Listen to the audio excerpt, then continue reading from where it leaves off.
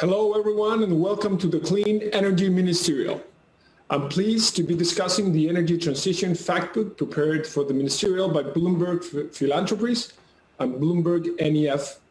With us today is Nat Bullard, Chief Content Officer for BloombergNEF, to discuss the key findings of this factbook and its relevance for the Clean Energy Ministerial. How are you, Nat?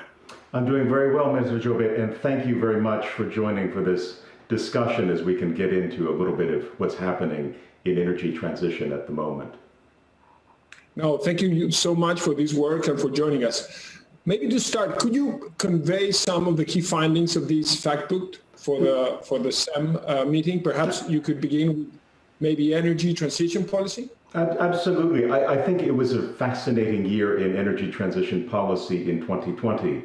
And most important to note is that the COVID-19 pandemic not only did not set energy transition policy back, it actually helped it in many ways leap forward. So at the beginning of 2020, about 34% of global emissions were covered by some form of a net zero target by mid-century or 2060. At the moment, that number is 57%, so more than half of global emissions are now covered by a target.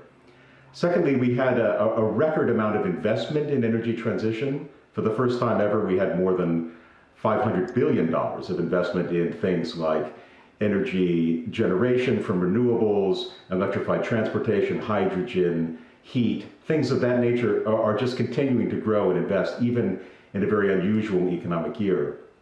And finally, on the financial front, we saw another record, which was more than $700 billion worth of sustainable debt raised. So things like green bonds and green loans, sustainability bonds and sustainability loans. So from the perspective of energy transition, last year was only progress. There was nothing that was really set backwards. Yeah, that's great. Could you highlight a trend in electricity or transport maybe that you feel is most relevant to the Clean Energy Ministerial? Absolutely. I think one thing that my colleagues and I continue to emphasize, because it's so important, is that we're now in a position where wind and solar electricity are the lowest cost generation option for about 2/3 of global population, about 71% of global GDP, and about 85% of all global power generation. So we've come in a decade from a point where renewables were certainly an expensive and scarce option to being abundant and inexpensive. Electrified transport, particularly passenger vehicles last year, was another really strong performance. So sales for passenger electric vehicles were up 48% last year. The rest of the auto market, needless to say, was not up at all. So we see a strong performance there, and we expect more of that coming in the future. And also we begin to see a lot of initiatives and a lot of movement around heavy-duty transportation changing. So the way that electricity finds its way into heavier trucking, into delivery vehicles, and eventually even, perhaps, into things like short-haul aviation. Oh, that's great. Thanks. Thanks. And what do you see regarding the harder-to-abate sectors, like industry and other modes of transportation? So I think this is, Minister, a very important thing for us to be talking about, you and me, and also for the ministerial itself to be addressing.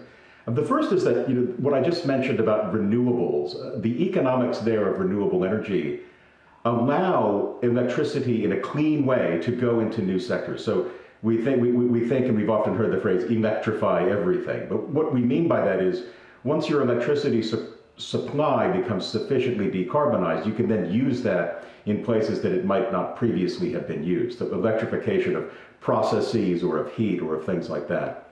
The second is to think about hydrogen, and I know that this will be a topic that comes up in the ministerial, and it is of particular relevance for many of the member countries and the ministers.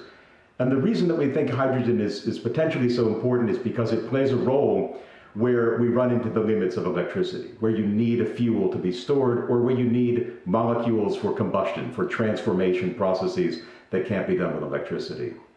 And finally, I think it's important as well to think about nuclear energy and what role that needs to play in the future. So there are definitely initiatives in place to work on nuclear technology. There are policies in place to either expand fleets or perhaps, as we may see here in the United States, keep fleets in activity as a part of the mix.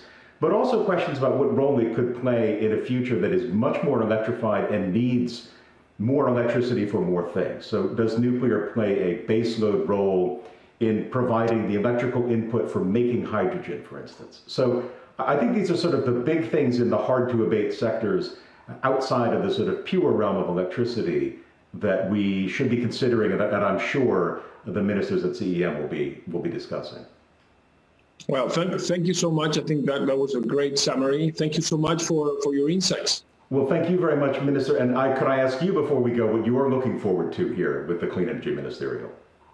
Well, I'm very excited. I think this is a great opportunity for all players internationally to get together, to raise ambition, to collaborate, to set clear goals to where we want to be in the future, and to work together, rich countries, developing countries, the private sector, the public sector, and to put innovation and ambitions on climate at the center to open this new era. I think the COVID marked a change in the way we look at many things, and I hope this ministerial will help us start with the right energy this new phase. Certainly, I think that's a very appropriate ambition and very much the right tone for this time. It is a time for new energy to enter and for us to think really long and hard about what comes next for energy for the world. Thank you very much, Minister Jobet, for joining, and for all of you there with the Clean Energy Ministerial, we wish you the very best. Thank you. Thank you.